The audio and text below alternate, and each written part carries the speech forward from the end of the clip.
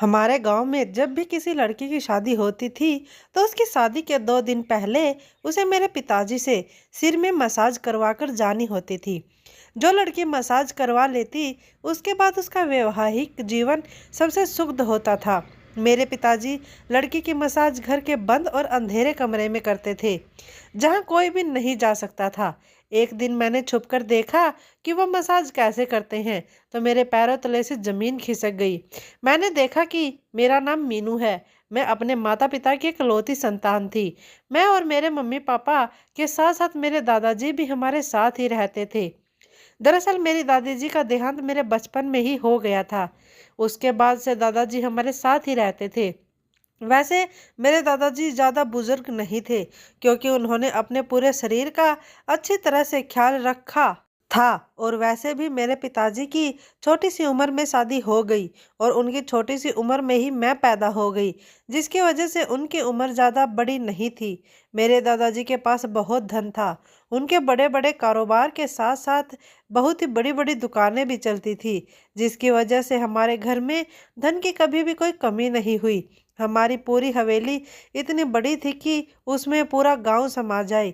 लेकिन यह हवेली मेरे दादाजी ने अपनी कमाई से खड़ी की थी और उसके बाद मेरे पिताजी भी इसी काम में लग गए और बड़े बड़े कारोबार को संभालने लग गए। हमारे घर में नौकरों की भी कोई कमी नहीं थी। मेरी माँ और मुझे कभी भी कोई काम करने की ज़रूरत नहीं पड़ी। सारा काम नौकर कर देते थे और हमें बैठे बिठाए ही सब कुछ हमारे कमरे में ही मिल जाता था। मेरी एक सबसे बड़े स्कूल में पढ़ाई लिखाई करवाई गई, जिसमें मेरी फीस भी ज़्यादा थी। पूरे गांव में मेरे दादाजी का पूरा रोब था और सब लोग मेरे दादाजी की बहुत इज्जत करते थे। दरअसल हमारा गांव ज़्यादा बड़ा नहीं था। छोटे से गांव में ही हम लोगों की हवेली थी और इस गांव के लोग ज़्यादा अमीर भी नहीं थे। लेकिन हमारा जो कारोबार और धंधा चलता था वह शहर में ही चलता था। इस वजह से मेरे पिताजी का आना जाना शहर में लगा रहता था। तभी एक रोज़ मेरे पिताजी शाम को आने के बाद कहने लगे कि हम लोगों को अक्सर शहर में ही रहना पड़ता है। हर छोटे बड़े काम के लिए हम लोगों को शहर जाना पड़ता है और हमारा पूरा कारोबार ही शहर में है। इसलिए क्यों ना हम लोग एक बड़ा सा मकान शहर में ही बना लें और वहीं पर रहने लग जाए। लेकिन मेरे दादाजी ने साफ मना कर दिया और कहा कि हम शहर में नहीं जाएंगे। हमारी पुश्तैनी हवेली है और मैंने अपने खून पसीने की कमाई से इस हवेली को खड़ा किया है। मैं किसी भी तरह इस हवेली से दूर नहीं जाऊंगा। तभी मेरे पिताजी को मेरे दादाजी की बात माननी पड़ी और मेरे दादाजी जो कुछ भी बोलते थे, मेरे पिताजी बिना कोई आवाज़ उठाए उनकी हर बात मान लेते थे।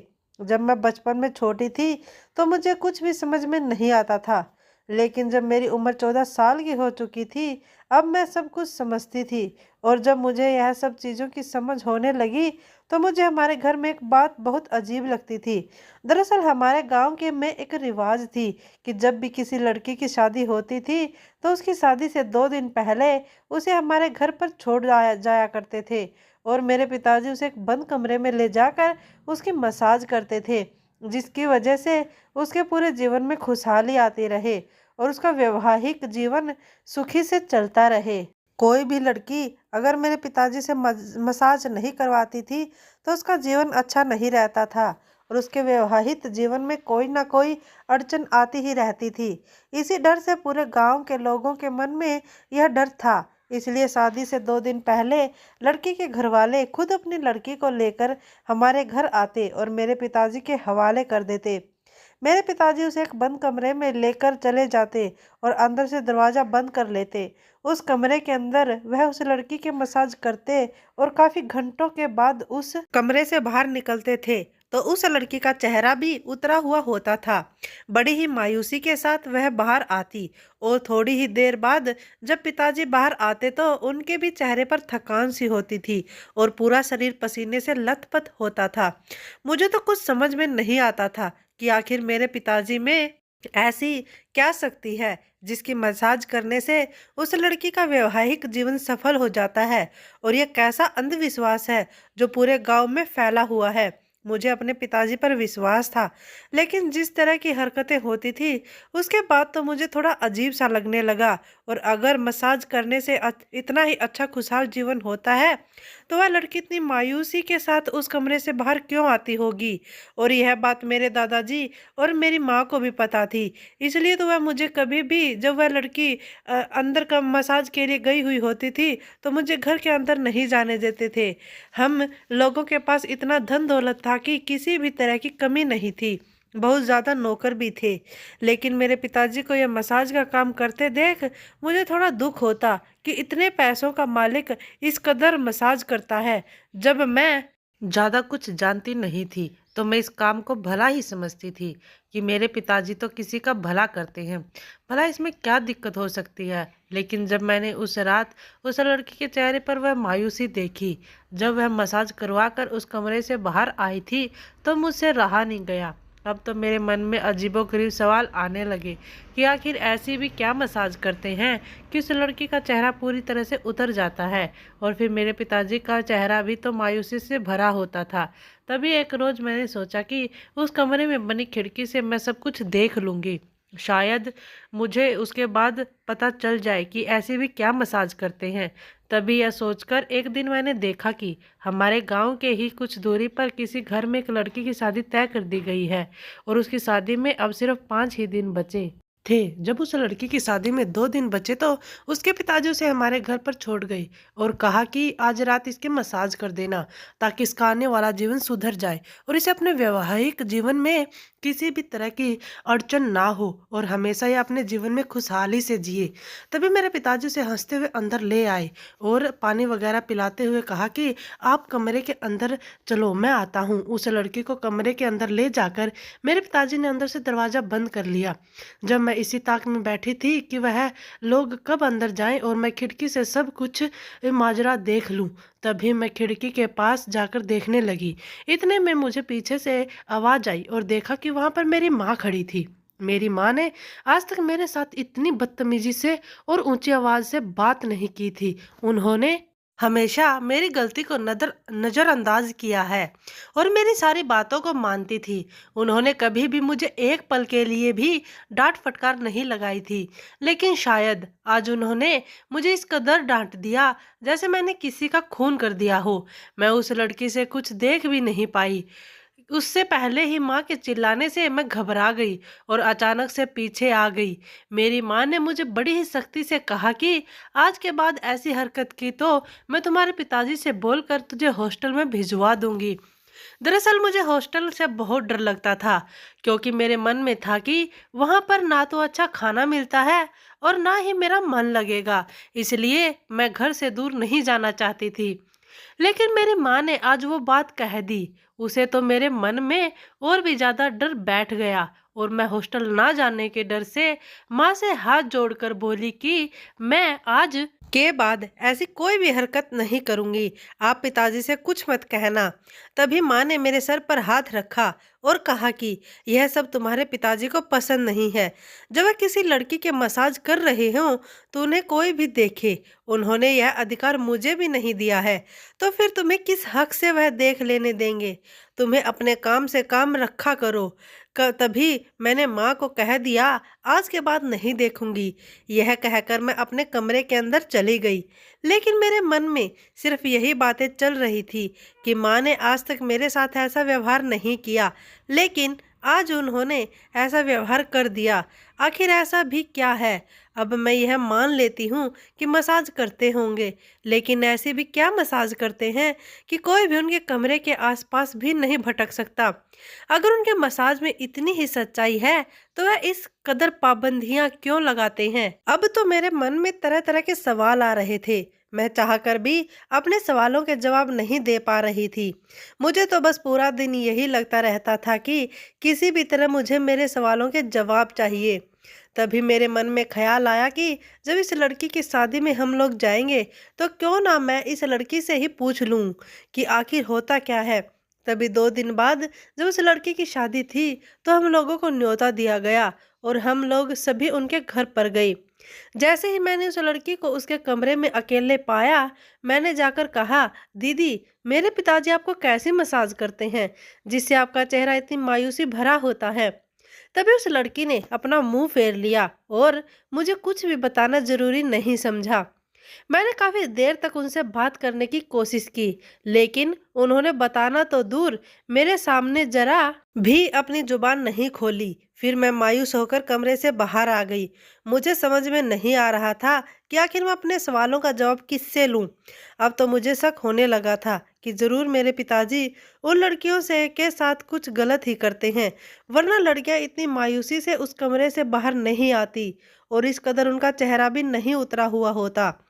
लेकिन मैं किससे पूछ सकती थी, क्योंकि उस दिन जब मैंने देखने की कोशिश की तो माँ ने मुझे मना कर दिया था और मैं देख भी नहीं सकती थी। और पिताजी से पूछना तो सवाल ही पैदा नहीं होता। अब जैसे तैसे मैं थोड़ी बड़ी होने लगी और पिताजी की यह हरकतें देखती गई तो उनके प्रति मेरे मन में नफरत जागने लगी। मेरे मन में सिर्फ यही होता था कि मेरे पिताजी मसाज के नाम पर लड़कियों के साथ जबरदस्ती करते हैं, उन्हें लड़कियों पर जरा भी दया नहीं आती है। अब मेरे मन में पूरी तरह से मेरे पिताजी को लेकर नफरत भर गई थी। मैं यह भी नहीं स्वीकारना चाहती थी कि वह मेरे पिताजी हैं।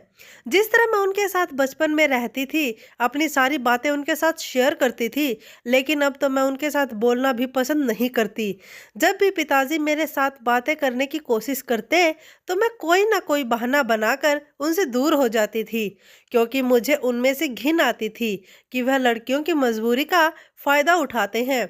इस गांव को अंधविश्वास ने पूरी तरह से जकड़ रखा था कि पिताजी के हाथों में ऐसा जादू है कि जब लड़कियों के मसाज कर देते हैं तो उस लड़की का वैवाहिक जीवन सफल हो जाता है। और इसी लालच में आकर वह लोग अपनी लड़कियों को मेरे पिताजी के यहाँ छोड़ जाते हैं और मेरे पिताजी इन सब का फायदा उठाकर उन लड़कियों के साथ न जाने क्या क्या करते हैं। और वह लड़कियां चाहकर भी बेचारी किसी को कुछ नहीं बता पाती। लेकिन मैं सब कुछ जानने के लिए इतनी उतावली हो रही थी कि मुझे तो अब एक तरह से जुनून ही हो गया। अब मुझे जानना ही था कि आखिर उन लड़कियों के साथ ऐसा होता क्या है। तभी एक रोज मैंने सोचा कि क्यों न मैं उस कमरे में ही छुपकर बैठ जाऊं और सारा राज जान लूं। तभी मैंने सोचा कि यही सब करना पड़ेगा। फिर मुझे मेरी माँ का और पिताजी का डर मेरे मन में आ गया कि उन लोगों ने गुस्से में आकर मुझे हॉस्टल भेज दिया तो फिर मैं क्या करूँगी। लेकिन फिर मुझे मन में ख्याल आया कि अब चाहे जो हो जाए, वह मेरे साथ जो मर्जी कर ले, लेकिन मैं पीछे नहीं हटूंगी। मुझे यह राज जानना ही पड़ेगा। अगर मैं ये सब नहीं जान पाई तो ना जाने कितनी लड़कियों के साथ मेरे पिताजी खिलवाड़ कर देंगे। यही सब सोचकर मैं सब कुछ जानने के लिए प्लान बनाया कि अब उस गांव में किसी भी लड़की की शादी होगी तो उसे हमारे घर मसाज के लिए ज़रूर भेजा जाएगा और उसे मसाज के लिए भेजा जाएगा। उससे पहले ही मैं उस कमरे में छुपकर बैठ जाऊंगी और उसके बाद जो उस कमरे में होगा वह सारा कुछ अपनी आंखों से देख लूंगी और अपने पिताजी का काला चिट्ठा सबके सामने खोल दूंगी। वही मन में मैं अपनी माँ के बारे में भी सोच रही थी कि मेरी माँ मेरे पिताजी पर कितना विश्वास करते हैं। वह तो पिताजी की मसाज में किसी भी तरह की अड़चन न आए इसलिए मुझे भी डांट देती हैं और कितना ख्याल रखती हैं कि कोई भी उनके कमरे के आसपास ना जाए। बेचारी मेरी माँ को क्या पता कि मेरे पिताजी मसाज की आड़ में क्या क्या करते हैं। जिस तरह वो उनके कमरे के आसपास किसी को ना आने देने के लिए रखवाली करती थी, उन्हें क्या पता था कि वह एक पाप ही कर रही हैं। मैं बार बार उन लड़कियों के घर वालों को भी कोस रही थी कि यूं इस कदर लड़कियों को हमारे घर पर मसाज के लिए भेज देना, क्या उन्हें जरा भी अकल नहीं है कि किसी की मसाज से क्या जीवन सुधरेगा। जब किस्मत अच्छी हो और बच्चों में संस्कार दिए गए हों तो किसी भी मसाज के आगे रिश्ता मोहताज नहीं होता है। लेकिन खैर मैं उन लोगों को तो नहीं समझा सकती थी, इसलिए मैंने सोचा कि पहले मैं सारी बात का पता लगा लेती हूँ कि आखिर उस कमरे में होता क्या है। यही सोचकर मैं सो गई और सोचा कि अब की बार तो सब दूध का दूध और पानी का पानी हो ही जाएगा। लेकिन ये इतनी जल्दी हो जाएगा मुझे नहीं पता था। कि जब मैं सवेरे उठी तो मुझे पता चला कि हमारे गांव में एक और शादी है और एक लड़की का रिश्ता पक्का करके उसकी शादी भी रख दी गई है और उसकी शादी में ज़्यादा दिन नहीं, बस 10 ही दिन बचे हैं। अब तो मैं जल्दी जल्दी इंतज़ार करने लगी कि कब उसकी शादी के नज़दीक के दिन आए और उस लड़की को मसाज के लिए हमारे घर पर भेजा जाए, ताकि मैं अपने पिताजी का काला चिट्ठा खोलकर उनके सारे काले कारनामों को सबके सामने लाकर उन्हें सजा दिलवा पाऊं और मेरे मन में पिताजी के लिए जो इतनी नफरत भर गई थी उसे भी किसी भी तरह से निकालूं। खैर, इसी खुशी में मैं इंतजार करने लगी कि कब वह लड़की मसाज के लिए घर पर आती है, कब मैं सब कुछ पता लगाऊं। तभी जल्दी से दिन निकल गए और उस लड़की के पिताजी हमारे घर पर मसाज के लिए छोड़कर चले गए। अब तो मुझे सब कुछ पता लगाना था, इसलिए मैंने पहले से ही प्लान बना लिया और अपनी माँ को बोल दिया कि आज मेरे सर में दर्द है, इसलिए मैं जल्दी सोना चाहती हूँ। मेरी माँ को लगा कि सच में मेरी तबीयत खराब है। उन्होंने मुझे टेबलेट और दूध दे दिया। मैंने टेबलेट को अपनी पॉकेट में डाल लिया और दूध पीने के बाद सीधा अपने कमरे में गई और अपने बिस्तर के ऊपर तकिया लगाकर उसके ऊपर चादर लगा दी, ताकि सबको लगे कि मैं सो रही हूँ, और मौका पाकर चली गई। पिताजी उस लड़की को उस कमरे में लेकर जाते हैं। मैं उससे पहले ही उस कमरे में जाकर छुपकर बैठ गई। उस कमरे को पूरी तरह से अच्छे से सजाया हुआ था। तभी मेरी नज़र पीछे के दरवाजे पर पड़ी। मुझे आज से पहले कभी भी पता नहीं था कि इस कमरे के अंदर पीछे का दरवाज़ा भी है, लेकिन खैर अब तो मुझे वह मसाज वाला सब कुछ देखना था, इसलिए मैं वहाँ पर धैर्य बनाकर बैठी रही। थोड़ी देर बाद मेरे पिताजी उस लड़की को लेकर कमरे के अंदर आ गए। मेरे पिताजी उस लड़की को लेकर कमरे में आने के बाद मेरे पिताजी ने पीछे का दरवाजा खोल दिया। पीछे का दरवाजा खोलते ही मैंने जो देखा उसे देखकर तो मेरी रूह कांप गई। मैंने देखा कि मेरे दादाजी उस दरवाजे से अंदर आते हैं और उस लड़की को पकड़कर पीछे के दरवाजे की तरफ से लेकर जाते हैं। मुझसे अब रहा नहीं गया। मैं झट से उस कमरे से बाहर निकल गई। अचानक मुझे देखकर वह दोनों घबरा गए और पिताजी भी गुस्से भरी निगाहों से मेरी तरफ देखने लगे। अभी मैंने जोर जोर से चिल्लाना शुरू कर दिया और तभी मेरी माँ भी कमरे में आ गई। तभी मेरी माँ से मैंने बोल दिया कि आपको नहीं पता यह लोग अंदर क्या करते हैं। तभी मेरी माँ ने मुझे चुप करवाते हुए कहा कि हमें सब कुछ पता है कि इस कमरे के अंदर क्या होता है। तभी मैंने कहा कि मैं पूरे गांव वालों को चिल्ला चिल्ला कर बता दूंगी अगर आप लोगों ने मुझे सच्चाई नहीं बताई। तो तभी मेरे पिताजी वहीं पर नजरें झुकाए खड़े रहे और उनकी आंखों से टप टप करके आंसू बह रहे थे। जो लड़की मसाज के लिए आई थी वह मेरे दादाजी से हाथ छुड़वाकर दूर खड़ी हो गई और पीछे के दरवाजे से भाग गई और सारे गांव वालों को इकट्ठा करके ले आई। अब मेरे दादाजी अपने घुटने टेक कर वहीं पर बैठ गए और आंखों में आंसू लेते हुए कहने लगे कि मुझे माफ कर दो। उसके आगे मेरे दादाजी कुछ ना बोल पाए, लेकिन किसी को भी कोई भी बात समझ में नहीं आ रही थी। तभी मेरे पिताजी कहने लगे कि दरअसल मैं कोई मसाज नहीं करता हूँ। मेरे पिताजी को हमेशा से ही आदत है कि किसी भी लड़की की शादी से पहले उसके साथ संबंध बनाने की इंटरेस्ट रखते हैं, इसलिए उन्होंने प्लान बनाया कि पूरे गांव में यह सनसनी फैला दो कि शादी से पहले जो भी मुझसे मसाज करवाएगा उसके जीवन में सुधार आ जाएगा, और फिर ये जबरदस्ती मुझसे यह काम करवाते थे। मैं चाहकर भी इस काम को नहीं कर सकता था, लेकिन पिताजी ने मुझे इस तरह डरा धमका रखा था कि मैं मजबूर था। और लड़की जब मसाज के लिए यहाँ अंदर आ जाती है तो उस पिताजी उसे पकड़कर पीछे के दरवाजे से हमारे गार्डन में ले जाते हैं और उसके साथ संबंध बनाते, उसे डरा धमका देते कि किसी को भी ना बताए तो हम तुम्हें और तुम्हारे परिवार को जान से मार देंगे। और जिस लड़की का रिश्ता जहाँ पर तय होता उसे मेरे पिताजी खूब सारा पैसा दे देते हैं ताकि वह आने वाले समय में उस लड़की को खुश रखे। तभी सब गांव वालों को लगता था कि मसाज करने के बाद ही वह इतनी खुश रहती है, बल्कि वह तो इतने सारे पैसे देकर उसे खुश रखते थे और शादी से पहले हर लड़के के साथ संबंध बनाकर खुद को संतुष्ट कर लेते थे। यही सब जानकर अब तो मेरे पैरों तले से जमीन खिसक गई। मैं तो अपने पिताजी से नफरत कर रही थी, लेकिन वह तो खुद ही मजबूर थे। मेरे दादाजी ऐसी हरकत कैसे कर सकते हैं? अब तो मुझे उन पर शर्म आ रही थी। तभी मैं कुछ ना बोली और सीधा अपने कमरे में आकर रोने लग गई। अब मैं मेरे मन में सोचने लग गई कि लड़कियों को बाहर उनकी सुरक्षा के लिए बोला जाता है, लेकिन जब घर में ही हैवान पैदा हो जाते हैं, तो लड़कियों को बाहर की सुरक्षा की क्या ज़रूरत है?